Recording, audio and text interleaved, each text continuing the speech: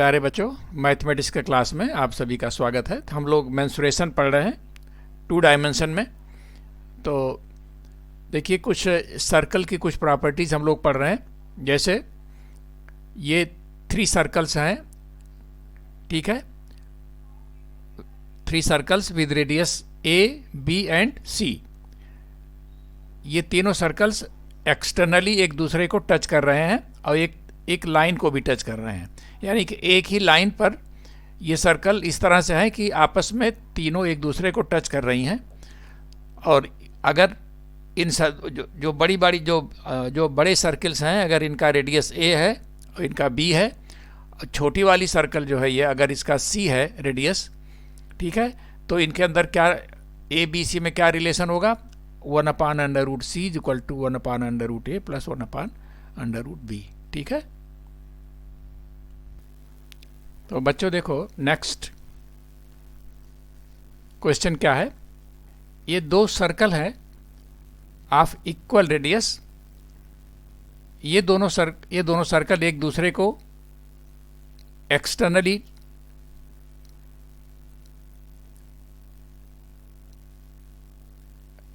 इसको जो है टच कर रही हैं, और ये दोनों सर्कल्स एक स्ट्रेट लाइन को भी टच कर रही हैं। ठीक है, यानी ये दोनों सर्कल एक स्ट्रेट लाइन पर हैं और आपस में एक्सटर्नली टच कर रही हैं। तो बीच में जो ये स्पेस बचेगा उसमें अगर एक स्क्वायर हम बनाते हैं, उसका मान लीजिए उसकी साइड जो है वो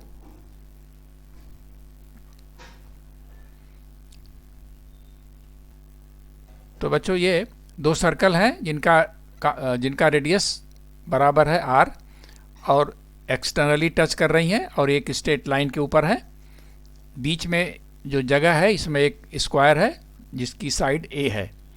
तो r और a में क्या रिलेशन होगा? r/a is equal to 5/2। ठीक है। देखो बच्चों, नेक्स्ट क्वेश्चन क्या हमारा है। देखिए, ए बी एक लाइन है, उसकी लेंथ 2a है। ठीक है, इसका मिडिल पॉइंट m है। तो am और mb दोनों को डायमीटर मान करके 2 सेमी सर्कल खींची गई हैं। ठीक है, am और mb को डायमीटर मान के 2 सेमी सर्कल इस तरह से खींची गई हैं। ठीक है। अब एक तीसरी सर्कल है जिसका सेंटर O है, वो इस तरह से खींची जाती है कि वो इन दोनों सर्कल को, ये 2 सर्कल, अच्छा, एक सर्कल जो है semi circle A B diameter को मान के खींची जाती है। यानी कि एक सर्कल AM डायमीटर मान के, एक MB डायमीटर मान के और एक AB डायमीटर मान के, ये 3 सेमी सर्कल खींची जाती है। तो एक सर्कल विद सेंटर O इस तरह से खींची जाती है कि ये तीनों सेमी सर्कल को टच करे। ठीक है। तो अगर इस सर्कल का रेडियस r है और ये आपका डायमीटर AB जो है 2a है, तो r की वैल्यू क्या होगी? r की वैल्यू होगी, देखो, ये जो बड़ी सर्कल है इसका रेडियस r है, इसका रेडियस r है। ठीक है, इन दोनों का रेडियस r है। तो 2r is equal to 2a, यानी कि 2r is equal to 2a, 2r is equal to 2a। This implies r is equal to a। ठीक है। अच्छा, और जो स्मॉल r होगा, स्मॉल r जो होगा ये हो जाएगा, ये जो बड़ा वाला r है r/3 और a/3। ठीक है। तो बच्चों देखो, ये जो सर्कल ऊपर वाला सर्कल है with radius O, with centre O, तो इसका रेडियस जो स्मॉल r है ये बराबर हो जाएगा इस वाले रेडियस के, इस वाले जो डायमीटर है, इस वाले सेमी सर्कल का जो डायमीटर है r/3, और चूंकि यही r जो है a के बराबर है तो a/3। ठीक है। ये कुछ प्रॉपर्टीज हैं बच्चों, ये हमने आप लोगों को बाय डायग्राम आप लोगों को बताया।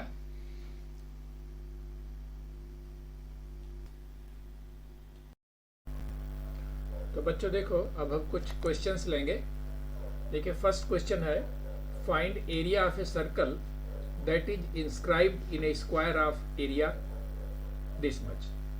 देखो ये SSC 2021 में आया बच्चों। ये देखो एक सर्कल है, वो इंस्क्राइब्ड है एक स्क्वायर में। तो सपोज करिए कि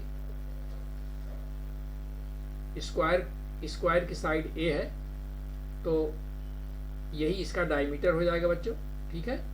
तो इसका मतलब रेडियस इसका A/2 हो जाएगा, ठीक है। अब area of square A into A square बराबर दिस मच, ठीक है। और area of circle pi r square, और आर यहाँ पर क्या हो जाएगा A/2, तो पाई A/2 होल स्क्वायर। अब यहाँ पर A की वैल्यू, A स्क्वायर की वैल्यू यहाँ से रख दीजिए, ये 14 आ जाएगा, ठीक है। बच्चों देखो, किसी भी सर्कल के रेडियस, सरकमफेरेंस और एरिया, ठीक है, इनमें एक रिलेशन होता है। इसको कभी कभी क्वेश्चन आता है कि जैसे आप रेडियस दिया हुआ है और आपको सरकमफेरेंस या एरिया निकालना है, तो कैलकुलेशन, अब जैसे सरकमफेरेंस निकालना 2πr करना पड़ेगा, एरिया है तो πr स्क्वायर करना पड़ेगा। तो देखिए इसमें एक रिलेशन है, अगर रेडियस r है तो सरकमफेरेंस 44 होगा, ठीक है, और एरिया 154। आपको बस यही 3 फिगर याद करनी है, 7, 44 और 154। अब मान लीजिए अगर ये 14 हो गया, ये आपका ये दूना हुआ, तो ये क्या हुआ, ये भी दूना हो जाएगा, ये भी आपका दूना हो जाएगा, यानी कि ये भी 88 हो जाएगा, ठीक है। और ये जो होगा, ये आपका ये 2 का स्क्वायर हो जाएगा, यानी कि ये 4 टाइम्स 154 हो जाएगा, ठीक है। 4 टाइम्स 154, यानी दैट इज इक्वल टू ये 60, ये हो जाएगा, ठीक है। तो अगर रेडियस दूना हुआ तो सरकमफेरेंस भी दूना हो जाएगा, इसको 2 से गुणा कर दीजिए। और एरिया जो है उस 2 का, जैसे 2 गुना किया तो उसका स्क्वायर, यानी कि 4 गुना हो जाएगा, ठीक है। अब अगर इसको 3 गुना हमने कर दिया, 21 किया, तो ये भी 3 से गुणा हो जाएगा, इंटू 3 हो जाएगा, तो क्या हो जाएगा 132 हो जाएगा। लेकिन एरिया जो हमारी हो जाएगी वो 3 स्क्वायर हो जाएगा, 3 स्क्वायर यानी कि 9 इंटू 154, ठीक है, ये हो जाएगा। और अगर मान लीजिए 7 का आधा कर दिया हमने, 3/5 कर दिया, तो ये भी आधा हो जाएगा, यानी कि 1/2 ऑफ 44, यानी कि 22 हो जाएगा, ठीक है। और ये कितना हो जाएगा, ये 1/2 square, that is equal to 1/4 of 154, ठीक है, ये हो जाएगा। तो इस तरह से ये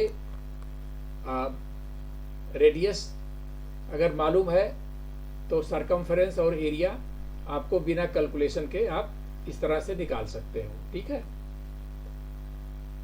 तो इस तरह से ट्रिपलेट है ये आपका, इसको क्या कहेंगे, triplet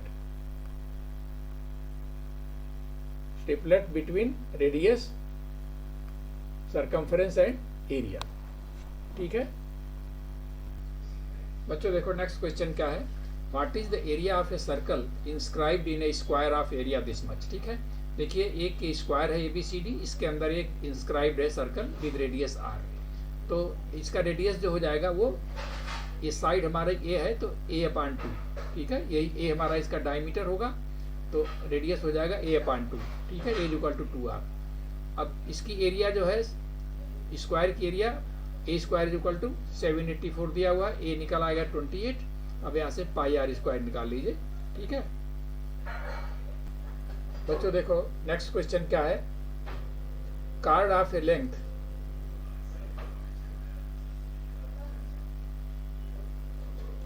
card of a length 24 centimetre is at a distance of 5 centimetre from the centre of this circle. ठीक है, फाइंड इट्स एरिया। देखो ये ए बी कार्ड है 24, सी सेंटर है और ये कार्ड जो है सेंटर से 5 सेंटीमीटर दूरी पर। C D is equal to 5, D B जो है ये हाफ ऑफ दिस कार्ड यानी कि 12, तो B C square is equal to C D square plus D B square, ये हो जाएगा 25, 144, 169। यहाँ से बी सी निकल आएगा, बी सी क्या है, रेडियस है 13, तो एरिया ऑफ सर्कल हो जाएगा पाई आर स्क्वायर। ये ठीक है, निकल आया बच्चों। तो बच्चों अब देखिए हम क्वाड्रिलेटरल ले रहे हैं। देखिए जैसे ए बी सी डी कोई भी क्वाड्रिलेटरल है, इसमें बी डी इसका डायगोनल है और ए से और सी से इस पे परपेंडिकुलर्स डाले गए हैं, तो इसकी एरिया क्या हो जाएगी, एरिया ऑफ क्वाड्रिलेटरल क्या हो जाएगा। देखिए दो ट्रायंगल बनेंगे, एक ए बी डी और एक बी सी डी, ये दोनों ट्रायंगल को जोड़ दीजिए, पूरी एरिया हो जाएगी। अब ट्रायंगल ए बी डी की एरिया क्या हो जाएगी, half of B D into A E, और इसकी क्या हो जाएगी, half of B D into C F. अब बी डी कॉमन ले लीजिए तो ए ई प्लस सी एफ हो जाएगा, यानी क्या हो जाएगा, half of diagonal into sum of the perpendiculars drop on it. ठीक है, तो ये हो गया। देखो नेक्स्ट बच्चों, देखिए A B C D, A B C D एक ये क्वाड्रिलेटरल है। अगर हम इनके मिड पॉइंट्स को मिला दें, इनके mid points P Q R S को मिला दें, तो ये जो बनेगा क्वाड्रिलेटरल, ये क्या होगा, ये पैरेललोग्राम हो जाएगा, यानी कि this side is parallel to this side and this side is parallel to this side. ठीक है, और तो ये और इसकी पूरी एरिया जो हो जाएगी, area of parallelogram P Q R S is equal to half of area of quadrilateral A B C D. ठीक है बच्चों, देखो अब ये रेक्टेंगल है, तो रेक्टेंगल में क्या होता है, रेक्टेंगल भी एक पैरेललोग्राम है जिसके प्रत्येक एंगल जो है वो क्या होते हैं, 90 डिग्री के होते हैं। ठीक है, और इसमें आमने सामने की भुजाएं बराबर होती हैं और ये इनके डायगोनल्स भी बराबर होते हैं। तो इनका पेरीमीटर क्या हो जाएगा, 2 टाइम्स ए प्लस बी, और एरिया हो जाएगा ए इंटू बी। ठीक है, और ये जो ट्रायंगल है, ट्रायंगल ए ओ बी की एरिया ट्रायंगल डी ओ सी के बराबर होगी, ट्रायंगल ए ओ डी की एरिया ट्रायंगल बी ओ सी के बराबर होगी, और प्रत्येक जो है वो ए बी अपान 4 होगा। ठीक है, तो देखो बच्चों, एक ये सर्कल है, सर्कमस्क्राइब्ड द रेक्टेंगल, इस सर्कल के अंदर एक ये रेक्टेंगल है, रेक्टेंगल की साइड ए और बी है।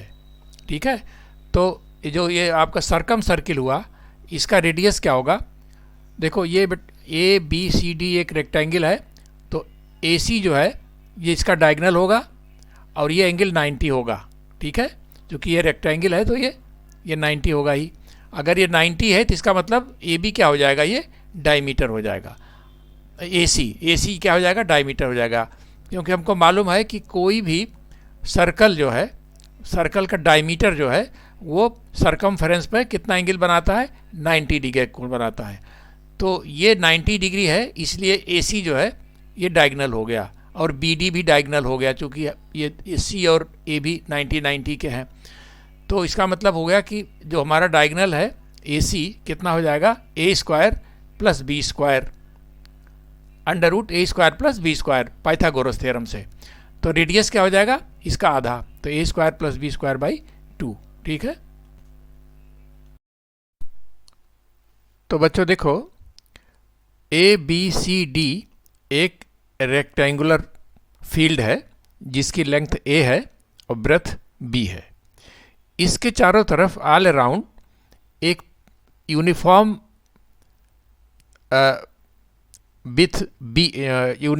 विथ D का एक ये रास्ता बनाया जाता है।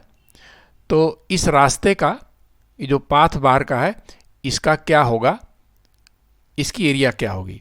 तो देखिए ये आपका बाहर का जो है आपका जो एक्सटेंडेड रेक्टेंगल है PQRS, इसकी एरिया क्या हो जाएगी, देखो D इधर बढ़ेगा बच्चों, D इधर बढ़ेगा तो PQ क्या हो जाएगा A+2D, और उसी तरह से PR क्या हो जाएगा B+2D, और जो ABCD की एरिया क्या होगी A×B। तो अब पाथ की एरिया क्या हो जाएगी A+2D into B+2D minus AB, इसको करेंगे तो 2D A+B+2D, ये हमारा हो गया पाथ का एरिया। तो बच्चों जैसे मान लीजिए क्वेश्चन आता है ये, तो इसमें आपको ये पूरा कैलकुलेशन करने की ज़रूरत नहीं है, सीधे सीधे A, B और D की वैल्यू रख दीजिए, सीधे सीधे आपका रिक्वायर्ड पाथ की एरिया पता लग जाएगी। ठीक है। तो बच्चों देखो दूसरी स्थिति में क्या होगा, जैसे मान लीजिए एक रेक्टेंगुलर फील्ड है ABCD, ठीक है, इसकी साइड A है और लेंथ इसकी एक साइड लेंथ जो है A है और ब्रेथ B है।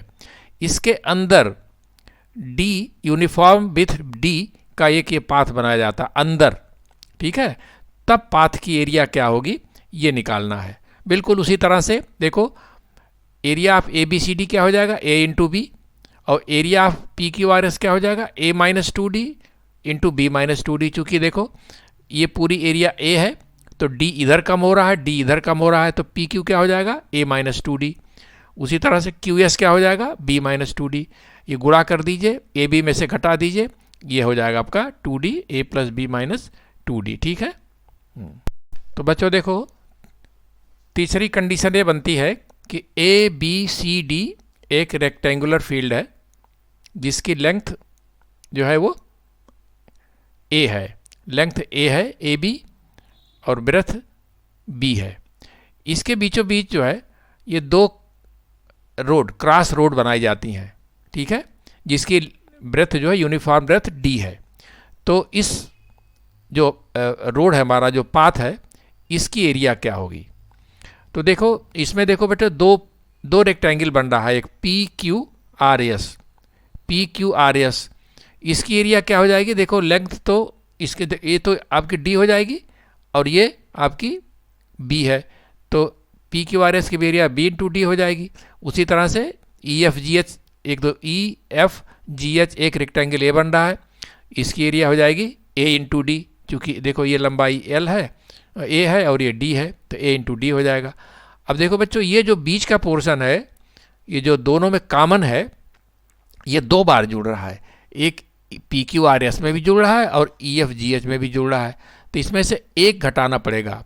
तो एरिया ऑफ पाथ निकालने के लिए जब हम ये दोनों को जोड़ेंगे BD + AD, उसमें से एक D² घटाना पड़ेगा एक बार, क्योंकि ये एरिया जो D² है ये दो बार जुड़ रही है, एक बार इसमें जुड़ रही है एक बार इसमें जुड़ रही है, तो एक इसमें घटा दिया D², तो ये हमारा ये हो गया। ठीक है